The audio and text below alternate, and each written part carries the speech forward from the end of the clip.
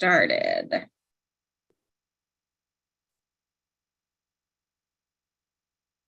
Good morning, everyone. This is the Local Revenues Subcommittee of the Ways and Means Committee. We have 3 bills on our agenda for today, and let's go ahead and get started with House Bill 235. So members, you should have an updated reprint with the amendment. This is basically incorporating the amendments we discussed previously, but I believe Stan then also found some little technical changes. So I'm going to go through the conceptual pieces and let Stan clarify any other technical bits. So basically, this is taking the bill as originally proposed, extended from 4 months to 6 months, the period of time before which additional fees could be incurred for the cost of redemption. And what we have done with the amendments is actually limit that to only owner-occupied properties. And instead of 6 months, to be consistent with what is already in place in Baltimore City, we're going to go ahead and extend that to 7 months. So making the rest of the state sort of match what is already established practice in Baltimore City, which is 7 months, and that is only for owner-occupied properties. The rest of non-owner-occupied properties are still at 4 months.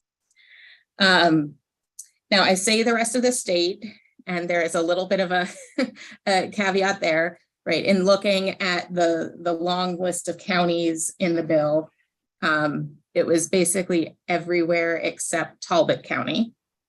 I've spoken with the delegates who represent Talbot County, and they have reached out to Talbot County government. Delegate Chris Adams is coordinating with them. So far, they are seem to be positive on the idea of being included. We'll have an official answer from county government after a meeting that I believe is taking place this evening. So what I would like to do for purposes of today's meeting so that we can keep this moving is go ahead and we've drafted the amendment to presume that we are including Talbot County, but if for some reason we hear back that they don't want to be included, we would make that adjustment. So it's going to be pending their agreement. Stan, do you want to jump in with any other clarifications on the amendment itself? Sure. So the most recent reprint that you have includes some additional changes that you should be aware of that the stakeholders agree are appropriate. And basically it just conforms, it makes additional conforming changes for owner-occupied properties to make it like it is in Baltimore City. So specifically, foreclosure for owner-occupied residential property would not be able to occur until after 9 months. That's already the law in Baltimore City. And then for owner-occupied residential property, the first of the 2 notices that are required to be sent out would not be able to be sent out until 7 months after the tax sale. So that's just making it consistent since expenses are not recoverable for purchasers anyway under the bill until after 7 months. These changes make sense. And the tax sale participants agree with that. And I believe SDAT also thinks that's appropriate.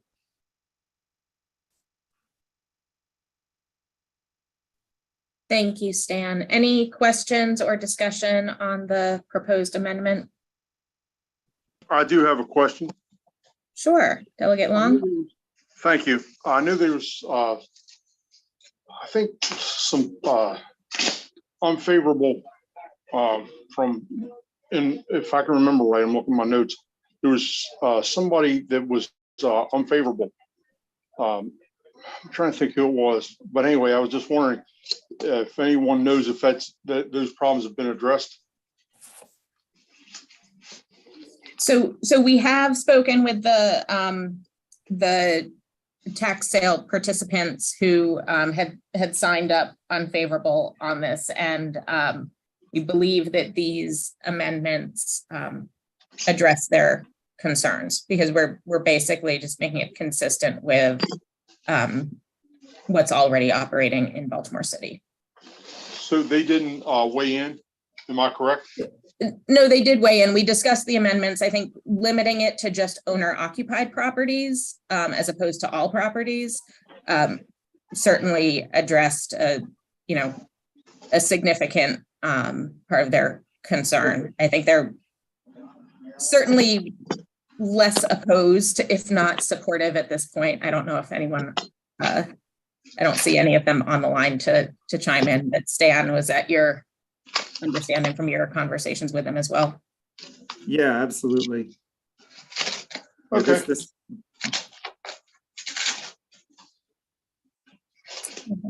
Thank you. Sure. Any other questions?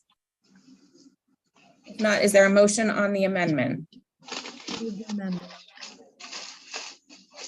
Second. Okay, the amendment has been moved and seconded. All those in favor, please raise your hand.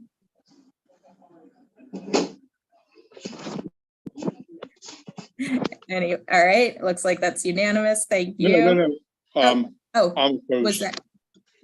I'm sorry. Okay, all opposed. There you go. Okay, there you go.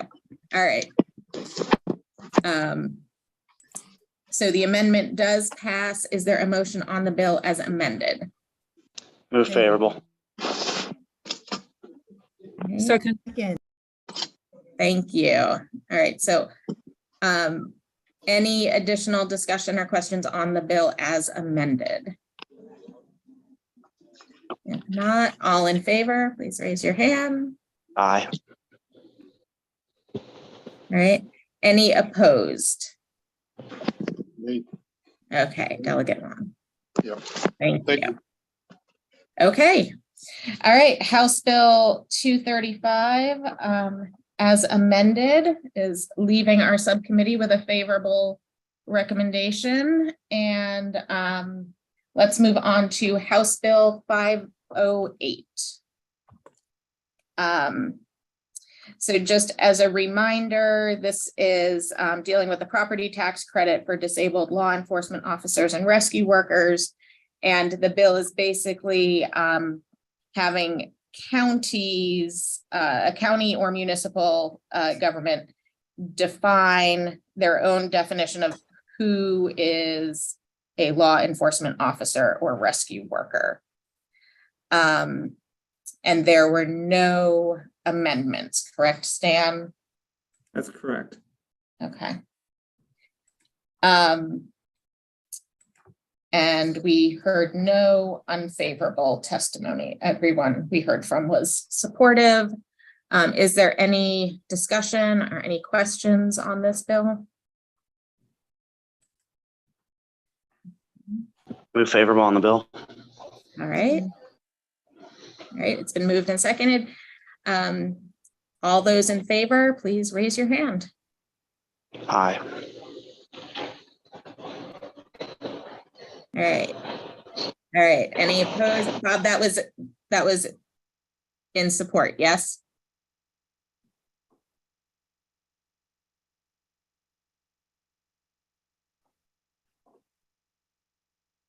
Aye. Bob, okay, Yeah. wonderful. Thank you. That is unanimous. All right. And now moving on to House Bill 231. We will not be voting on House Bill 231 today. This was on the agenda just for discussion.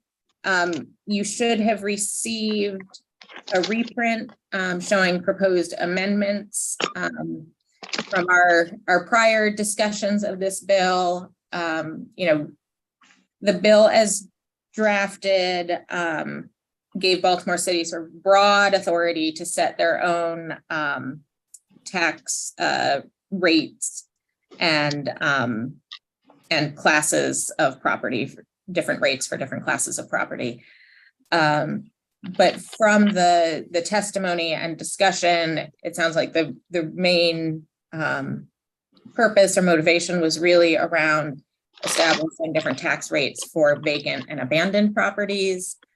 So that's what this amendment would do, is focus on that specifically, as opposed to the sort of broad open ability to set any classes or rates. So as I said, you do have the reprint that that Stan prepared. Stan, is there anything you want to highlight or discuss regarding the amendment?